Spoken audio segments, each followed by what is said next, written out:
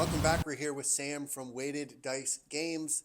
Sam, how are you? Doing good, Easton. I wish it was warmer out. Yeah, it's. I'm excited for spring though. I am I'm I am very excited excited. too. I feel like my body is trying to convince myself that it's warmer, but the weather is not cooperating. So like I'm going outside and it's freezing. Yeah, especially with Ohio weather. Yeah. We're So, almost there. can you talk about what the creative process is like when creating something that has never been thought of before? I think so we have actually have an interesting story. So in our first game, I do software, and I originally was in the physical product space, and I was like, oh, I want to actually try to create a physical product again. So my fiance was doing a half marathon, and it was a nice day. It was a warm day. It was like in September, so like September 18th. I was like, oh, I'll go sit outside and just write. It was at Mallard Park, I think, over in the park. So basically, for 4 hours, I sat there and just like iterated. It's like, okay, what do I want to make? All right, I want to make a pirate game. I remember something from my youth. Like, so WizKids had these cards that you would pop out the ships, put them together, and it was a complicated game, but super cool idea. So basically, trying to pick something from your past that you're really interested in, and then basically iterating from there. So for 4 hours, I wrote like a bunch of pages, came home that day, and I was like, I'm living with my roommate Chris, who was my partner with the game, and I was like, let's make a board game. And he was like, sure. So basically, every single day that week, we spent 2 hours just straight into it. Try it. It's like, this sucks. Let's try this. All right, next day. All right, we've gotten a little bit farther. This stinks. All right, let's do this. Then it's like, oh, day after day, there's a game there then. Yeah. So it's just that iterative process and being really not so attached to the ideas that it's like, oh, just because it's my idea doesn't mean it's the best idea. So, that collaborative effort, that is kind of what has worked for us. How do you guys go about finding? Because I think perfection is a thing that a lot of entrepreneurs strive for. How do you guys find that line in the board game space when it comes to creating something that you like and that the user wants to like, but you're not always aiming for perfection? I think that's actually something interesting that we recently talked about, is that there's actually two types of games. There are games, which are fun, something that you want to play, and then there are systems. So there are things, like we've made a bunch of systems. There's a way to win, there's a process, there's something to do, but it's not fun. It's not perfect. It's not a game because there's just steps. It's like, this isn't fun. We've made some structure on something, but it's not fun. And that's kind of where the perfection comes in. And yeah, it kind of sucks, but I think that's where our perfection shines through, if you will. It's we aren't satisfied with just making a system. We want to be, okay, like what can we do to make this fun, or even start from scratch, because it's like you get all the way out there, it grows into this thing, and then you're like, you get to the end and you're like, that sucked. Yeah. Or that's not fun. And that's not what we're trying to do. We're trying to create a game. So like basically being you got to find a line, but basically setting that 95% foundation of something that works and then just building on from there has kind of been what we have focused on. Absolutely. And where do you see the board game industry evolving and going to in the future? So I think, just to give some background, so COVID-19 or Kickstarter kind of really took off in the early 2010s, and then it's just been growing. Like crowdfunding has become a very popular thing. Indiegogo, a lot of websites have popped up. Then with COVID-19, everyone went inside. The only thing that you could do is play video games or board games. Everyone is cooped up. Let's play a board game. There's just something about you and me being across the table and slinging some dice and be like, I'm gonna screw you over. So board games have become a little bit more popular now. As far as the state of the industry, I think that's something. So the main competitor of board games is video games. So I think something that we're trying to do is compete with video games in the sense of releasing expansions. Basically make a game that's very general, has a solid framework, a good foundation, and then releasing, okay, here's this PDF. You could play it slightly differently as a just free downloadable expansion.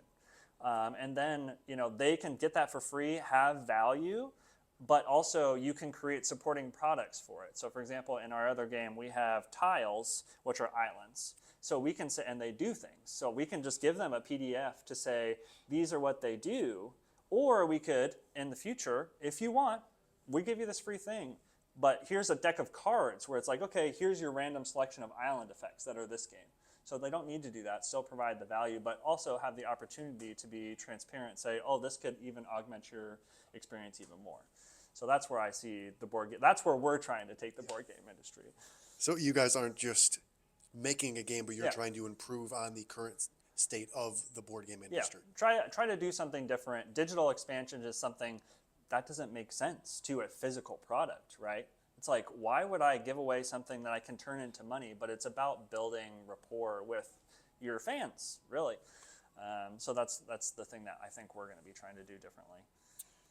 You create the actual pieces that go into your board game. We do. Can you Or kind of some talk them. about, like what that process is like, like making your own pieces? Yeah. So I have a manufacturing engineering background, so I just like tinkering with things. I have a 3D printer, I have a laser cutter, all those things. So I went into software for a little bit and got familiar with that, but there's just something about actually putting something physically together that just hasn't changed. So one of our kind of mission statements for weighted dice games is reinventing old components. So for Lair here, basically you're fighting a boss that's in the center of a clock. So we needed to make a spinner that not only is able to spin, but it's a dial as well. So you'll see here, so basically this works off kind of magnetic energy, and when you spin it, it will center in the spot. So this is something that we had designed for this particular game so that it has that nice auditory sound, because Life is the only game that we know of that has a spinner in it. So reinventing that spinner that hasn't changed since 1920 to actually make a game that's balanced and modern and but has the same nice grip it and rip it feel. So yeah. And that's something that you guys came up with on your own, like with the inspiration of obviously Life and things like that. But that's something that you guys Yeah, came up with. so if you were in my workshop, you would see the graveyard of all the things. So I'm a mechanical engineer, so I tried springs, I tried cams, I tried rubber bands, I tried just physical contact, and nothing worked. And this was like a 6-month period where I'm just like trying to think. And then one day I was just like, why don't I try magnets? And then it just worked. So literally, it's honestly, it's kind of media culture where it's like, oh, I just thought about it one day. And it's like, no, the only way that you found out, only way you solved it is because 6 months of mental, just grinding it up. So yeah, that's just trial and error is just one step at a time. Consistency over time is what has really done us justice. Where does this love for board games come from? So I'm a video gamer at heart, or I honestly enjoy systems, but a system is more fun when it's fun. Yeah. So that's kind of where it is for me. So I played RuneScape MMO for 10 years, like League of Legends, chess.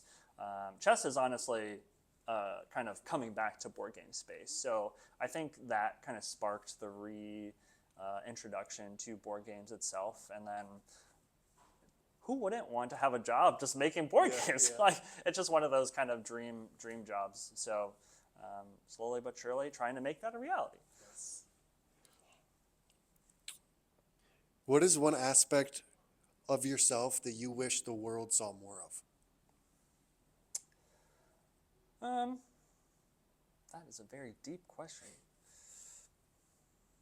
I think just going off of the last portion, it's just the consistency over time.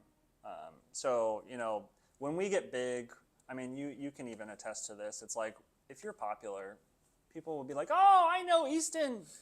Oh, we go way back." But it's like you want those people that's like so we were at a convention recently and someone from last year came up to us. We were running the Kickstarter and they came up to us unprompted, unsold. It's like, "Oh, you came out with a new game?" Just a fan. Like that was our first fan. Just like no questions asked. I like what you guys make. So I think if that person or the people that are our fans or people that are interested in what we do saw how our consistency over time, our dedication to honing our pitch to like deliver the board game at conventions and things, I think that's the thing that would really sell it for people. Or just like about our business or me or whatever, or Chris, that consistency over time is what will help you in your own life if you apply it yourself. So you would say your ability to keep coming back even if your feelings don't match it. Yeah, I mean, it's just being able to show up every single day, even if it's for 5 minutes. Just doing that every single day is going to make the difference. 2 more questions for you. If you could have dinner with 2 people, one person from the past and one person from the present, Okay. who would it be and why? Okay, so, I mean, I feel like from the past, realistic person would probably be...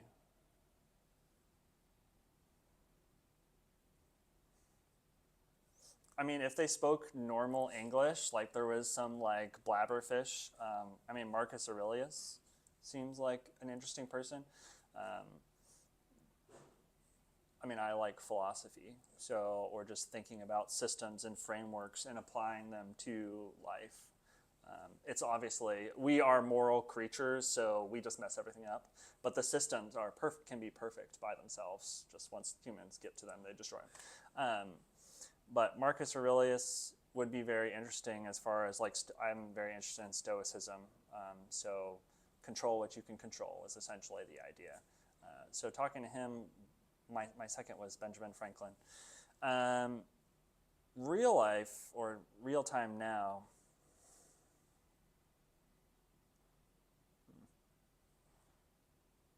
I would like to go on Joe Rogan. Okay. He's also an interesting guy, apart from, good advertising. But he's just, I mean, he talks to so many different people.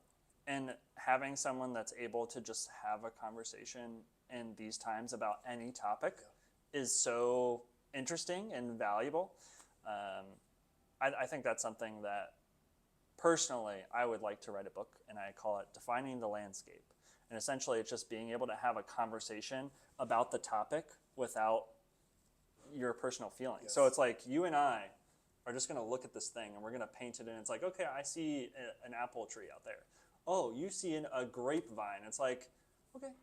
It's like, that's fine. You're allowed to see that because we have detached ourselves from the subject. So just being able to talk to someone like that is just so refreshing in our modern time. And he's just talked to so many people. It's crazy. I agree. I think Joe Rogan's interview style is very interesting. He always takes a very curious approach and a non-bias of like, I believe this, but I could also see myself believing this. Yeah. And why do you believe this? So I always like people that kind of lean into the curiosity without the bias. Yeah. Yeah, it's just like non-accusatory. It's like, I'm attacking the subject, not you. And in my opinion, there's a specific way to use your words to do that. And he's very skilled at doing that, to be able to get to the heart of the matter without making them just like turn off. So I have one more question for you. Why did you decide to partner with us and offer the discounts? So I think the reason why we've partnered is, as I mentioned earlier, we're trying to reinvent the space. We're trying to modernize something that's been done before into something completely new and better. Like the Life Center doesn't do this. So like that's a huge company. Hasbro is a huge gaming company, but we're trying to reinvent something. And I think, coupon or not coupons, but discounts and stuff have been consolidated before. Like that's something that's been done before, but you guys are approaching it in a different manner. So that seems like it makes sense. Yeah, I mean, we appreciate you. We always love to see another company being innovative and trying to take on the giants of their space and doing things in a different way of like, hey, there's this thing that's been done forever, but we have a new way to do it, and it's better. Indeed. So, Sam, that's all the questions I have for you. How can people find you, and what is one thing you want to leave people with? I think so. Where we can find us we're most active on Instagram. So Weighted Dice Games, and then weighteddicegames.com is our website. We are on Amazon and Etsy for our games, or Kickstarter. You can check out and keep updated with that. And then if you go to your local board game convention, that's what you can do to view us. And then something I want to leave you with is, as I mentioned, it's just consistency over time. No matter if it's 1 minute, just like one chip away at whatever your dream is over time is going to be what gets you there eventually. Because we live, in modern times, live a really long life. Really, we do. You have so much time, and if you just do that over each day, then you're going to get to wherever you want to go. It all adds up. Well, Sam, It does. thank you.